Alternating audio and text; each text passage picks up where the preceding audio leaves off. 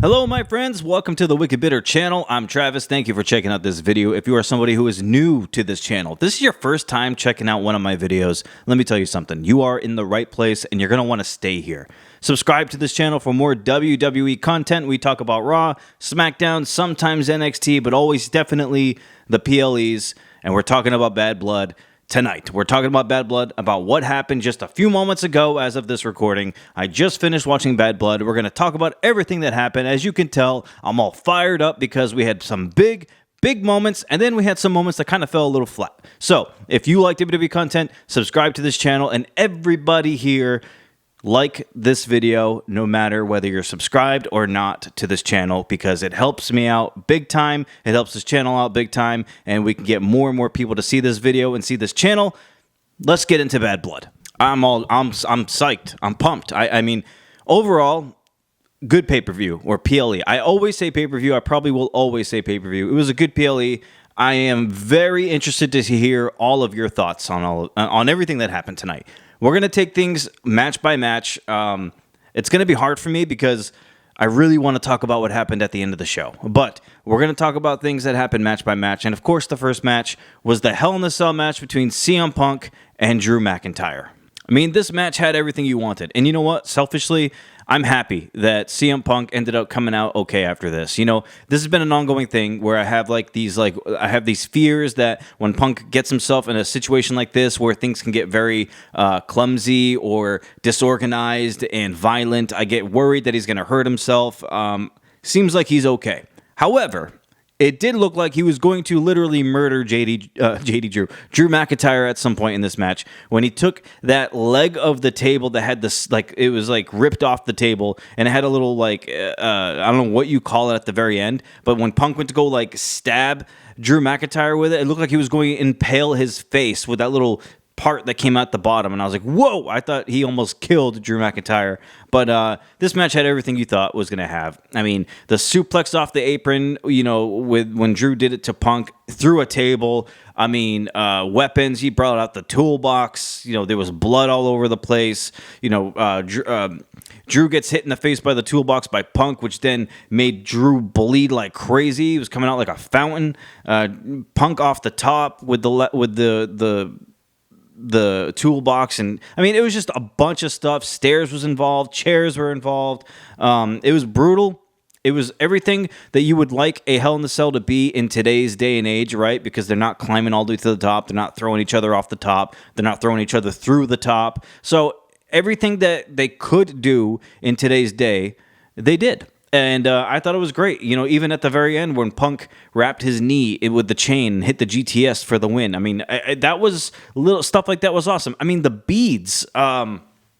Drew McIntyre taking out of beads, and I was just like, oh man, he's not going to use thumbtacks. They don't usually use thumbtacks nowadays in WWE. And instead, he pours a bag of the bracelet beads on CM Punk. I thought that was such a fantastic touch. He ends up putting beads in Punk's mouth, and then, like I said afterwards, he was about to hit the Claymore on Punk, but Punk moved, and Drew ended up landing very awkwardly. I thought he actually really hurt himself on those stairs when Punk moved, because it's like Drew landed like lower back on like the very edge of the stairs. I thought that looked brutal. And then Punk putting the beads in Drew's mouth, and he wrapped his knee, and then he hit the GTS with the chained up knee. Perfect. I mean, such a great Hell in a Cell match. It could have easily been the main event. I will die on that sword. It was such a good match. Happy with the outcome. After the match was funny, trying to, you know, the doctors attending to Punk first and giving him oxygen. I'm like, yo, what about Drew? He's like dead in there. And they just didn't care about it until after Punk walked away. I thought that was pretty funny. I like how they also tried to take Punk's blood pressure. They put the little thing on his finger. I'm like, what are we doing here? The guy just lost like gallons of blood in this match. Why are we taking his blood pressure? But it was funny. I thought the match was great itself. Hot start to this show. Here's something I wasn't even going to cover, but I think I should, because there was a backstage interview with Kathy Kelly. She had Naomi, she had Jade, and Bianca. She asked them all what match were they all looking forward to for the night, and eventually it came down to Naomi. Naomi said, I'm looking forward to the Bayley match. You know, that's my girl. I have her back. And as she's saying those things, Jade's kind of looking at Bianca, and Bianca's making a face too. Interesting. That's the reason why I'm covering it. That's the reason why I'm talking about it, because And then after, like, it got to Bianca, and she kind of just put her thumbs up, and she was just like, "Yay, let's go," or I forgot what she said. It's like, "Let's see." Yeah. And I'm like, oh, "Whoa, okay." So a little awkward. It made me feel like Naomi is going to be turned heel by like Jade and Bianca. They're gonna like try to like lure her into turning heel, and I think all three of them are gonna be heel. Which, imagine that. Imagine a powerhouse of Jade and Bianca as tag team champions as heels. That'd be pretty nice, and I would like to see a character change from Naomi. I don't want to see Naomi always just laughing and smiling and losing. I want to see her turn heel and start winning. Let's do something with Naomi. Pretty cool. But up next, we got Bayley and Nia Jax. You know, I'm like messing up words because I'm so like jacked up and like excited after this. You know, there's a lot to talk about, and I'm getting to that main event. We're getting there. But the next match, we got Bayley versus Nia Jax. I'm gonna be honest. This has to be one of, if not the best Nia Jax match I think I've ever seen. I'm not going to lie. I think Nia Jax looked amazing in this match in multiple ways. Her match she had at SummerSlam with Bayley was a really great match. This one might have been even better. I thought Nia Jax looked phenomenal. At some point here, the referee gets knocked down, and Tiffany Stratton comes out like she's going to cash in. She's about to hand it to the ref, but then Nia Jax sits up. And Tiffany kind of like changes her mind, like, "Oh no, I'm not going to cash in." Gets out of the ring, and then we get Bayley goes up to the top rope, and Tiffany ends up throwing her briefcase at Bayley to distract her. Nia Jax hits like the top rope Samoan drop, and she then hits her Annihilator, and then she wins that way. Nia Jax looked upset with Tiffany as she left, but Nia Jax is your winner. She remains women's champion, and man, I mean, again, first great match, second match was great, and you just assume at this point this whole pay-per-view is going to be one after another of great matches. Not much to talk about here on this next one. Finn Balor versus Damian Priest. It was a fine match. It was a good match. I enjoyed it. Nothing crazy, though. Nothing too out of the ordinary. It was really good, and I predicted Balor would win this thing, but Balor ends up losing despite the interference of Carlito and JD McDonough. I'm going to be honest. I kind of hope this feud is over after this. I don't want to see Balor go after Priest again. If Balor beat Priest, I would have understood this continuing. But since Priest won, just let Priest go do his own thing. Balor find something else to do. I thought Balor would feud with Ilya Dragunov, but Dragunov is hurt, so I don't know what is next for Balor. But yeah, I mean he's tag team champion. We can get some tag team feuds, I guess. Maybe they'll go into a program with the New Day, and then eventually the New Day will like turn on each other or whatever. But maybe we could do something with that. But yeah, Priest wins this match, and we're on to the next thing. We had a bunch of legends in the crowd during this PLE. I mean, all over the place. One of them was Goldberg, by the way, which leads me into my next segment, where Triple H came out to make a huge announcement at Crown Jewel, the world champions from both shows, which right now is Gunther versus Cody Rhodes, and then you're going to get Liv Morgan versus Nia Jax. That's an interesting matchup there. Wow, yeah, that's very interesting. But those two matches are going to happen, and it's going to happen annually at Crown Jewel. But the good part is it's not for their titles. Those titles will not be unified, but it is for a brand new title, which is the Crown Jewel Championship. And that thing is as big as a house. I don't know how anyone is going to wear that thing. It must weigh like 100 pounds. It's made out of 50 karat gold. This belt is enormous. It looks cool. I like it. But this has to be just a one-off, like they win it at the event and then they go home and they throw it on their shelf and just leave it there. Because Triple H did say the 2024 Crown Jewel champion, so it makes me think that this is going to be an every-year championship type deal. Crazy, though. That thing is huge. Well, anyway, after he says that, Gunther makes his way out here, talks to Triple H. He ends up cutting a promo, talks crap about Sami Zayn, and then he looks over and he says there's a lot of legends here, one of them being Goldberg, and he's like, "Hey, Goldberg, if you remember, a few weeks ago, I told Bret Hart that you were one of my childhood favorites." And he's like, "You know what? I kind of lied about it.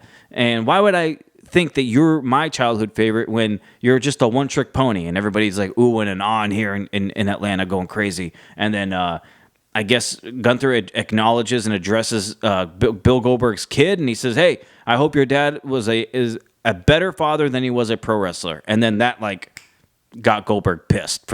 Like Goldberg pops up out of his seat, hops the rail, and I thought it was hilarious that Gunther was just like, "Yeah, come in here. I got 3 minutes for you." I was like, "Geez, this guy's roasting Goldberg."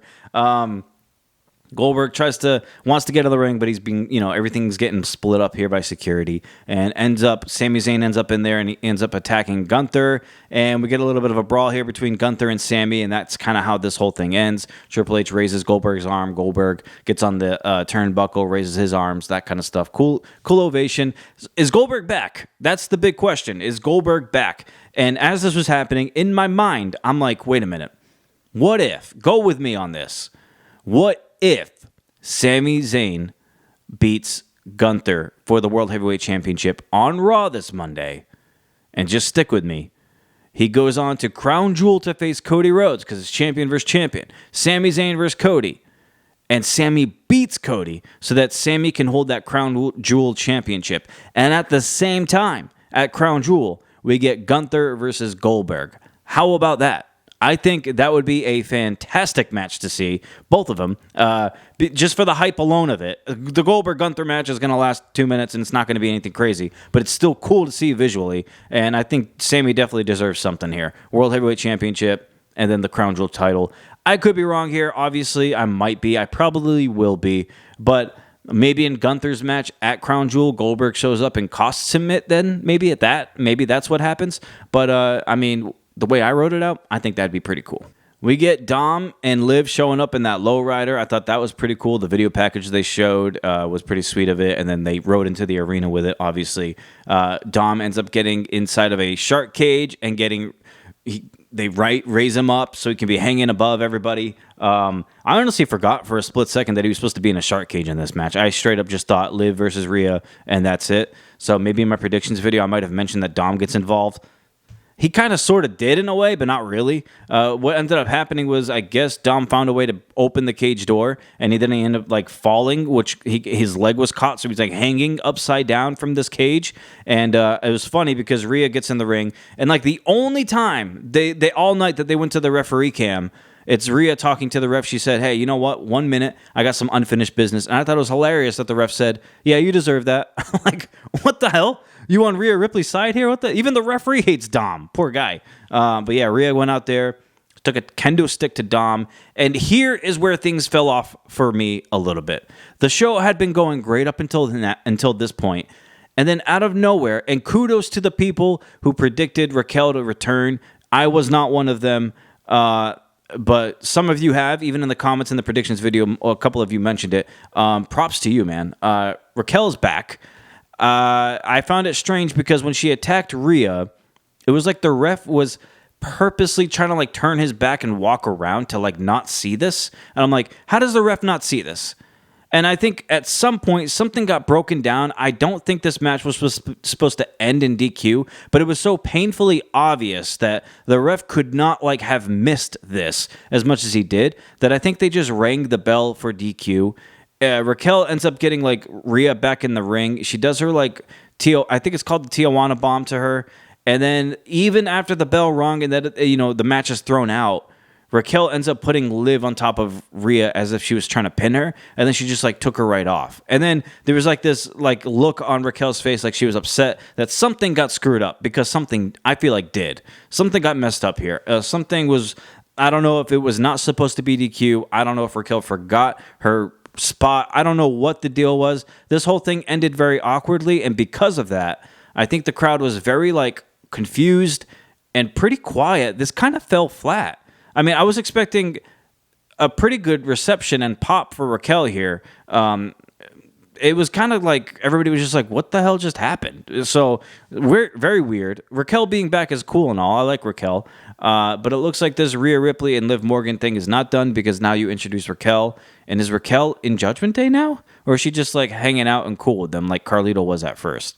We'll see with that. But I don't think Liv and Rhea are done yet. Maybe this is leading to a War Games match with the women. Raquel, Liv, I don't know who else you want to throw in there. And Rhea, if she can find some friends. Interesting. Don't know where this is going to lead, but Liv Morgan wins this match, or I guess it's DQ. But she keeps her title, and we'll see where things go from here. But very strange. Very, very strange. Okay, tag team main event match. I may be in the minority here. I'm not somebody who wants to be super negative on this channel, right? But I am going to be honest on this channel. I always will be. the band kind of ruined it for me. I'm just saying. I thought it was odd. This is not WrestleMania. This is not SummerSlam. This is Bad Blood.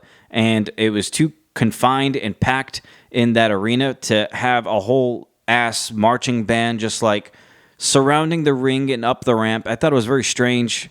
I don't know what happened here. I don't know if this was ruined or messed up too, but the band started playing Cody's song, and it was fine, but it's like they didn't all stop at once, and some stopped and the others kept going, and it was like a weird fade out, and then it ruined Cody's like music and cue. Like the lights went down and came up, and the song hadn't started. I don't know. It was like a whole mess, and I don't know what happened there. But I didn't really care for that. That kind of ruined it for me.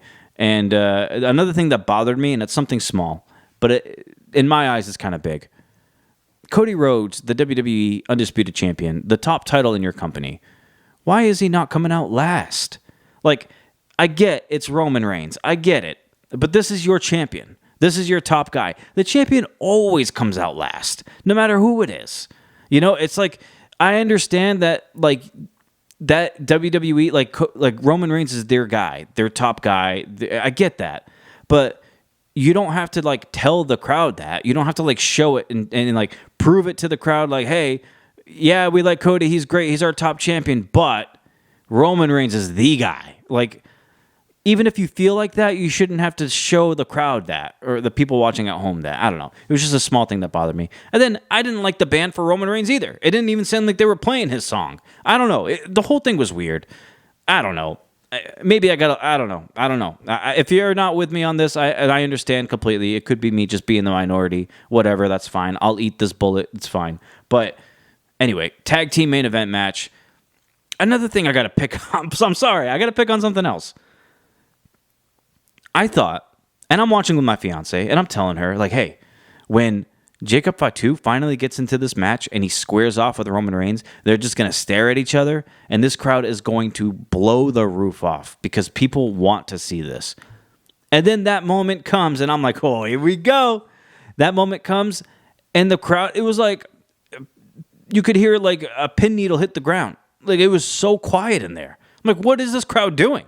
Like, Atlanta, you got to step the game up. Like, what happened? Like, I thought we all were under an understanding. Like, I thought when Fatu gets in there with Roman, we were all supposed to go nuts. At home, I was going crazy. How could you not be doing that at the arena itself?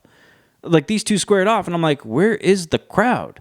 And it was so quiet. They ended up fighting, and it's like, okay, I guess. I feel like we just missed the moment.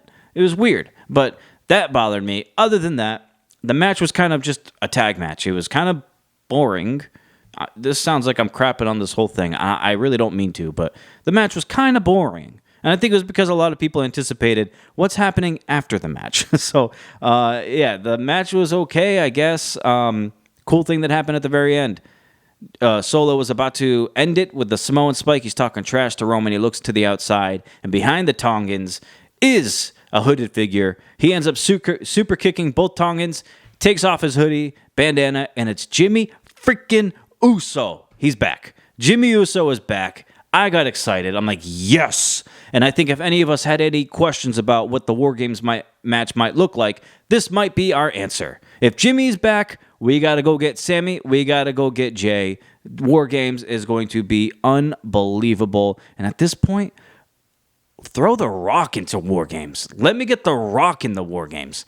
So Jimmy ends up showing up. He ends up hugging Roman Reigns. Very cool moment. They leave, and it's like the Tongans and Solo, the Bloodline, end up attacking Cody. Jimmy tells Roman, hey, we got to get in there and save him. And at first, Roman was hesitant, but then they do it. Roman and Jimmy get in there. They end up saving Cody Rhodes. Roman hands Cody his title, and we get, okay, cool. This is how the show ends. Cody raises his title, whatever. And then The Rock's music hits. So not only do we get Jimmy, we also get The Rock showing up tonight. Rock shows up, doesn't do anything. He stands at the top of the ramp, at the stage, and he kind of just raises an eyebrow. And then he did something that I'm still trying to figure it out. And if you know what it is, please tell me. But he did the whole 1, 2, 3, and then he did that, and then he left. So does that mean Jimmy, Roman, and Cody? Or did it mean something else? You guys let me know what you think, because as far as I know, that's what I'm going with. I don't know what else it could be, but maybe I'm missing something. But yeah, that was the PLE. Great PLE for the most part, overall. Couple of weird little hiccup things, couple of things that kind of annoyed me, but overall, I enjoyed it. It was a good time. And I was super excited to come up here and do this video. So you guys let me know what you think. Did you enjoy the PLE? If you did, let me know. If you didn't, let me know. I would love to hear from you. Until we eat again, my friends, have a good rest of your weekend. We will see you on the next video. Please like this video. Please subscribe if you haven't yet. We would love to have you here on this channel. And yeah, until we eat again, my friends, stay bitter.